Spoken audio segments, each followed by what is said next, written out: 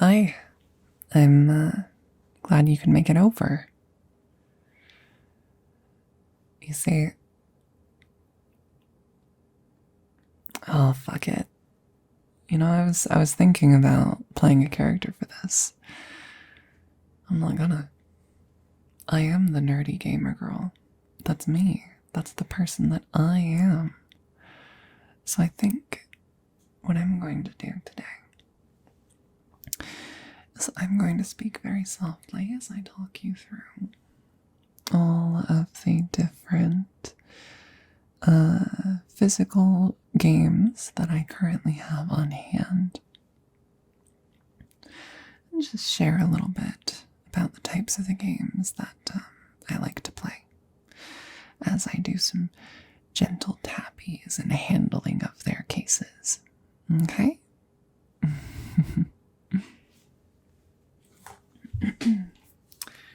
Now, bear in mind, this list is not comprehensive, as I have a massive library of digital games, both on my PlayStation and on Steam, as well as a few for my Switch that are digital only.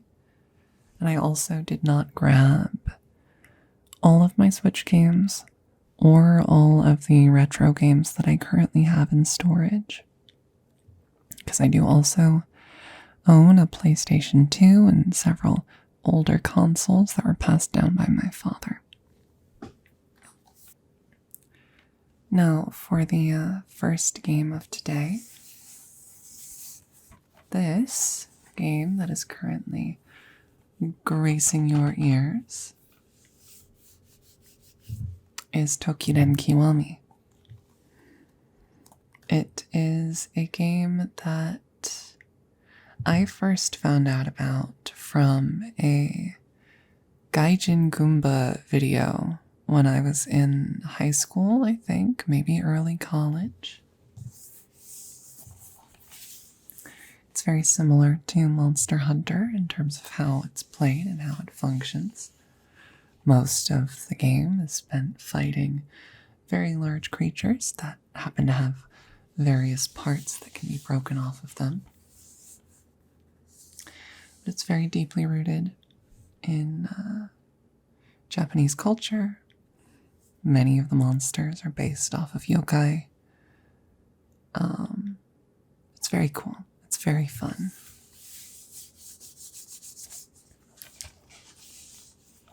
And I would highly recommend checking it out, honestly. Next up,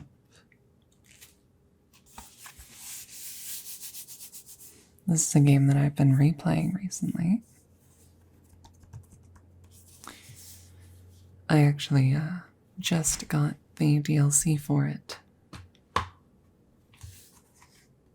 So it's not actually currently in the case. It's currently in my PS5.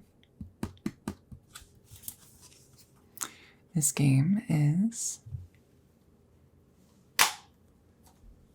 Wolong Fallen Dynasty. It's by Team Ninja, which is the same company that made Ninja Gaiden, as well as the Neo games. And the Neo games are, frankly, favorites of mine, especially Neo 2. Admittedly, I've not finished the third Neo game just yet, but I've enjoyed what I've played. I think it's very fun. I like Neo 2 because you get to be a yokai in it. You get to turn into a creature.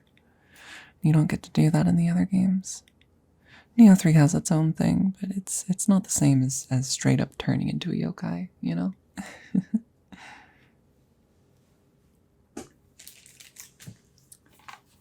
Next on the list. Any guesses? I don't know how you would guess. I'd be very impressed. This is The Witcher 3 Wild Hunt Complete Edition. So this is with all of the DLC included. This is a game that absorbed a lot of my life when I first got the chance to play it. I spent something around, I want to say 400 or 500 hours total in this game. I've beaten it several times, done all the DLC several times. I like it a lot. And I am frothing at the mouth, waiting for The Witcher 4 to come out. I'm very excited to get to play as Ciri for the whole game.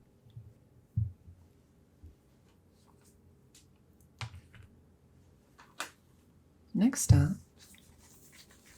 we have The Last Guardian. This was one of the first games that I got for my PS4 when I got it. It's made by the creator of Shadow of the Colossus, and that experience really comes to the forefront here. The experience of creating and interacting with very large creatures. You play as a young boy who has to navigate this set of ruins and solve a bunch of puzzles with the help of a large, winged, furred and feathered beast named Trico. It is really fun. Trico is not always the most cooperative, which can make things a little silly. Oh my god, the PlayStation VR Demo Disc 2.0 that came with my PlayStation VR headset when I bought that in high school? Crazy.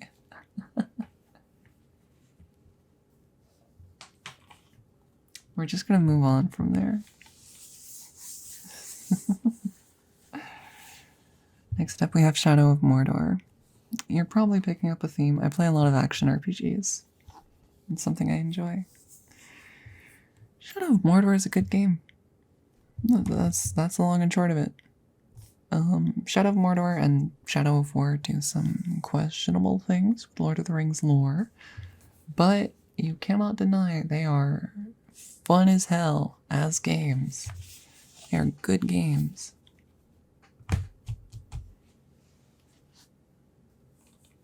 Now this is an interesting one. This is one I would be pretty surprised if many of you are familiar with it. This is a PSVR game. You technically can play it outside of VR, but it is designed with VR in mind. This is Eve Valkyrie. Now some of you might be familiar with the popular MMO Eve Online. Eve Valkyrie is by the same developers, but it's an action PvP game where you are, well, to quote the back, you are a Valkyrie, a member of an outlaw band of immortal pirates. This was one of the first VR games that I got, and I played a ton of it. Genuinely a ton. It was very, very fun. Make you nauseous at first, but once you got used to it. Unfortunately, the servers are kind of dead these days, so it goes.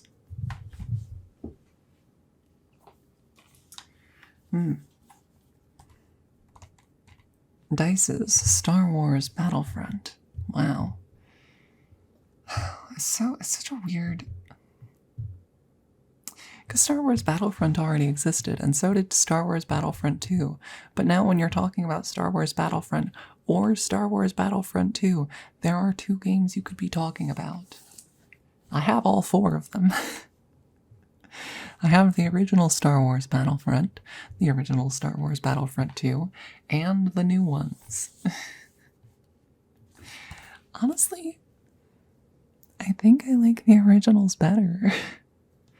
I don't know what to say, boss. The originals were good.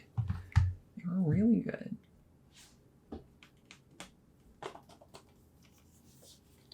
Oh, yeah. This in my hand right now. Final Fantasy 15. Final Fantasy 15. The game that got me back in to Final Fantasy. That's true. Because I've always been a Final Fantasy X girl. I have the remaster as well as the original. The original is currently in storage. Interestingly, when we got the original, this was back when I was in like elementary school-ish, I think. When we got the original Final Fantasy X, we got it at a yard sale. And they didn't have the original box. It had been lost. And so it's just in like a blank DVD case. And my stepmother, very talented artist that she is, got herself some colored pencils and some paper, and she measured it out based on the box size and drew her own cover art of Lulu from Final Fantasy X, and then slipped it into the sleeve of the disc holder. And so that's the box that my current copy of the original Final Fantasy X is kept in. Job Simulator. I have better VR than PlayStation VR now, by the way, just so we're clear. I have a lot of things. I'm, most of my family play video games, right? I play them the most. I got a degree in that. And so a lot of the stuff that we had when I was growing up ended up with me. And so I actually happen to have some pretty significant antiques as far as games go, This is me just handling Titanfall 2 right now.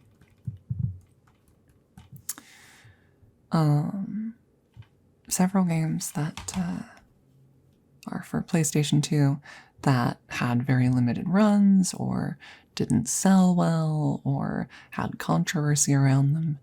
That because my father, big horror game buff, he loves horror games, and so he picked up several of those when they came out.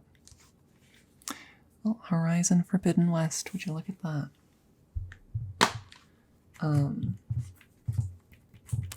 But what that means in practice is that there are games like, whoa, what? Sorry, I completely forgot. Wow. I completely forgot this about the actual discs for Horizon Forbidden West. It's 2 discs.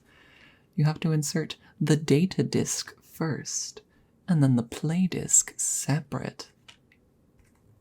Not often in recent games that you have to do that, but here we are. I'm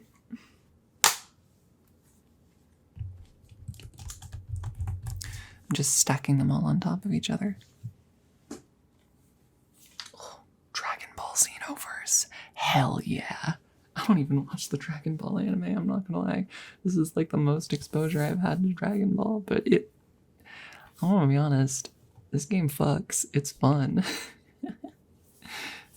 Anyways, so I have like original box copies of Silent Hill 2, which was, popular enough that that one's not that much of a rarity compared. And we also have things like Rule of Rose. I do in fact have a original copy of Rule of Rose, which is very, very hard to come by these days. A lot of these older horror games, and a lot of these older games in general, are basically only accessible through emulation for most people. I treat those games with care because, they are relics. And I also happen to have a copy of Haunting Ground. Well, here's Zero Dawn. Haunting Ground is an interesting game. I think it ended up being like technically one of the Clock Tower games, sort of, but like completely divorced from every other Clock Tower game. And very interestingly, it was actually originally planned to be Resident Evil 4. There's a little bit of gaming history for you. Oh, Battlefield 4. This is the one with Levolution. Levolution. Frostbite 3 engine and Battlefield 4 put Call of Duty Ghosts to shame.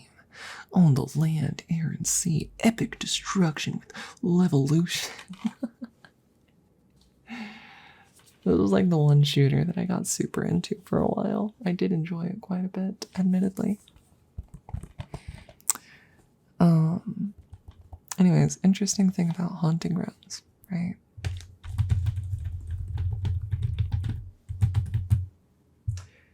Is that the game itself, tapping on Just Cause 3 now, it was originally meant to be Resident Evil 4. There were actually several games that were being developed by Capcom as the potential fourth Resident Evil game. Eventually, the one that we all know was chosen with our boy Leon Kennedy. And the others all had their different fates. And Haunting Grounds ended up being one of them. It's a survival horror game. Spider-Man Miles Morales. The boy. Haunting Grounds very much ended up being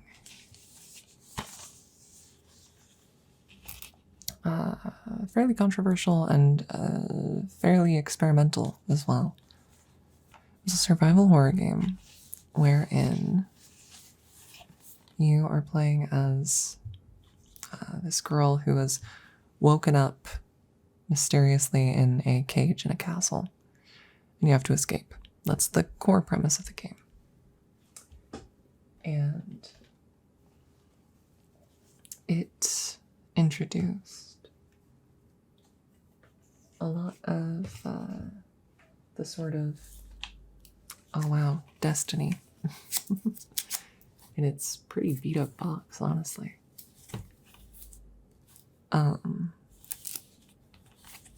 It's got some of the plastic on top is ripping a little.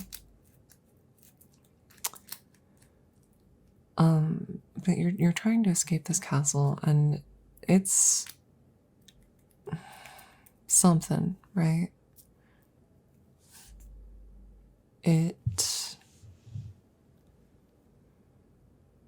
I would say it has things to say, right? As a game, it has a lot to say. And I think the messages that it's trying to put out are good ones. I also don't know that it handled those messages and those themes and ideas with the most grace. But I still think it's a really solid game overall, with a lot that kind of shaped the genre.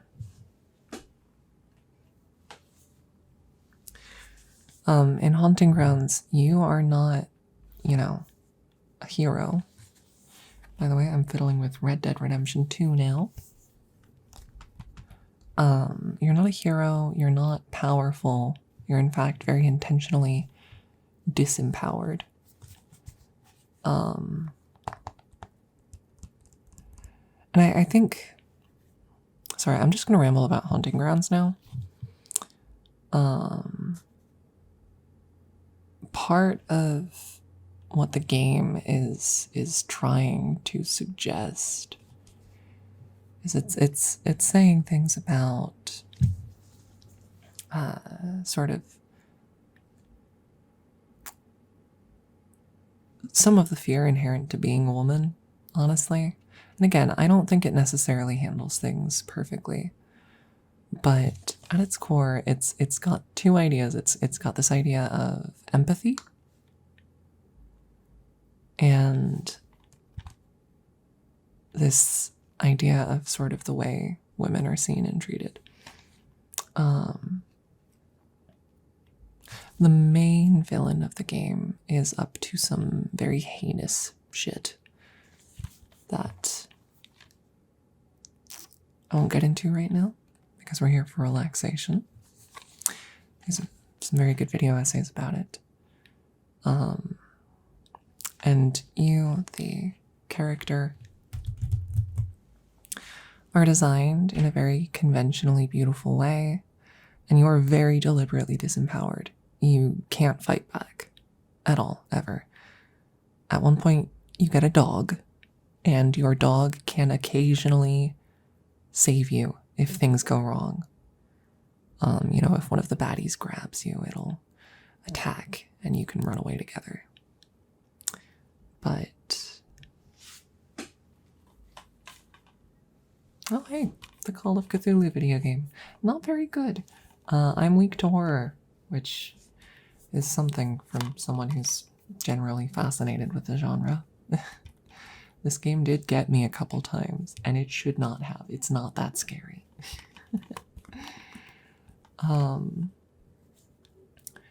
But your options in Haunting Grounds, right, are to run and to hide.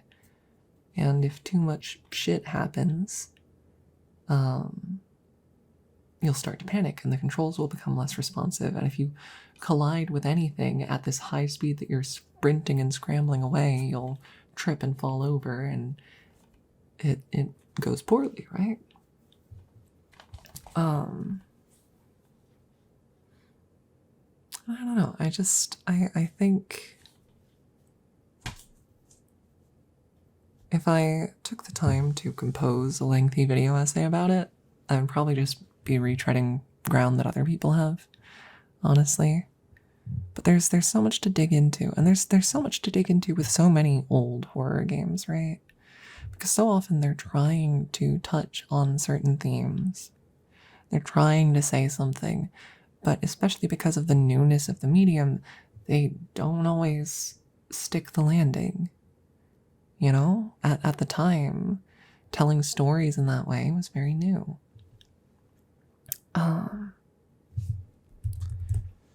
And I think it's interesting to see the things they're trying to tell you, you know?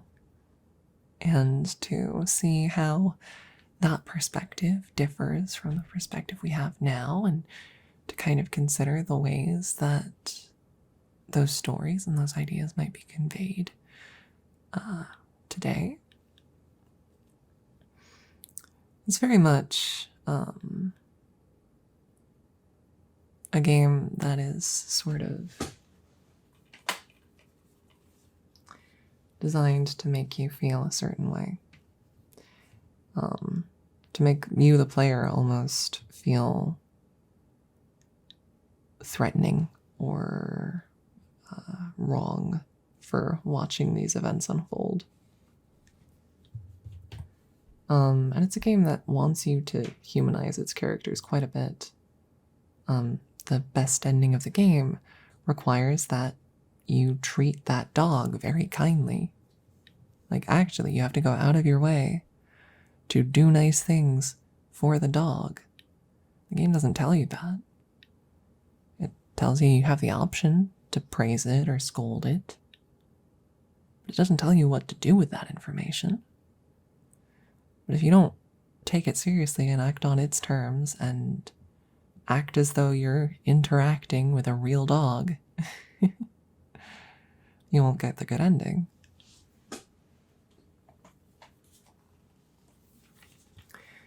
I think that's interesting, especially for a game of that age, right? It's a very sophisticated system for the time. Introducing Fallout 4. I've not played Fallout New Vegas. I've played Fallout 3 and I've played Fallout 4. And that's you know, a bit of a shame as a trans woman. We're gonna rapid fire through these next ones because I distracted myself talking about old horror games. Gravity Rush 2. I also have the first one, but I have that one digitally. I only have this one physically, so you know, that's just life. Monster Hunter World. I do have the Iceborne expansion. My first Monster Hunter game was 3. I've also played 4, Generations Ultimate, World, Rise, and Wilds. Although notably, I have not yet played Sunbreak. So, I'm considering doing a replay of Rise on stream with my partner at some point, and then moving on to Sunbreak on stream and experiencing that for the first time.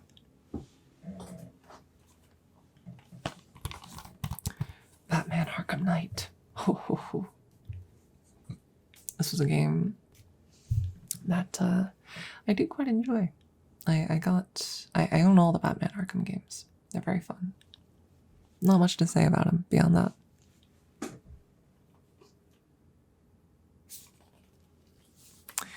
Dishonored 2.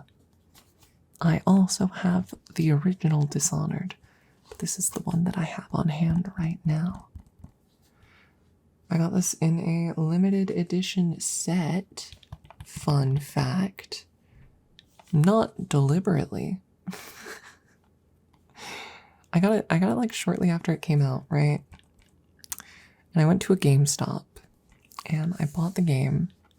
I was just getting like the normal game, but apparently they were doing some event and they were like, you didn't come here for the event, but you're buying the game that it's about, so let's just give you the thing we have. And the thing they had was a kind of cheap replica of Emily's mask from the game. So I have that. The Elder Scrolls V, Skyrim, virtual reality. Did you know that I have Skyrim VR for PlayStation VR, and I also have the original Skyrim for the Xbox 360, and also happen to have the original Skyrim as well as Skyrim Special Edition on PC? There shouldn't be so many Skyrims. They put it on Alexa. They did do that. I played that. Not that there was much to play. It's like a slightly shitty text-based adventure. But you're talking to an Alexa. To be clear, it was my father's Alexa. I don't own one. I don't like them. I'm sorry, Mr. Bezos. I'm not very fond of you. Nier Automata. Nier Automata. I adore this game. I really, really do. A2 is everything to me. A2 is everything to me. 9S is also everything to me. That boy.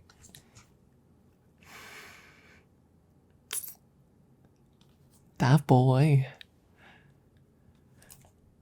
For those unaware who might be considering playing the game, you have to play through it several times to get the true ending. It changes drastically every single playthrough until you get to the end. So, until you get to the proper ending, right? And, oh, nines. Oh, my boy. Oh, my poor little scanner boy.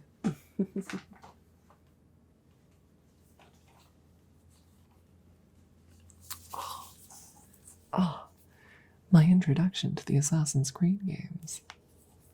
My first was actually Assassin's Creed Syndicate, which I do enjoy. I know it's not everyone's favorite, but I liked it quite a bit. And I've played many other Assassin's Creed games beside that now. My partner and I are both big fans of Black Flag. That one's an excellent one.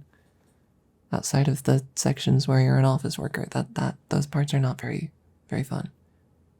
Those parts I could take or leave, but the parts where you're Eddie Boy, Or you're my man, Kenway? Edward Kenway. It's good. It's good. He's a good man. He's not a good man. He's fun. Complicated man.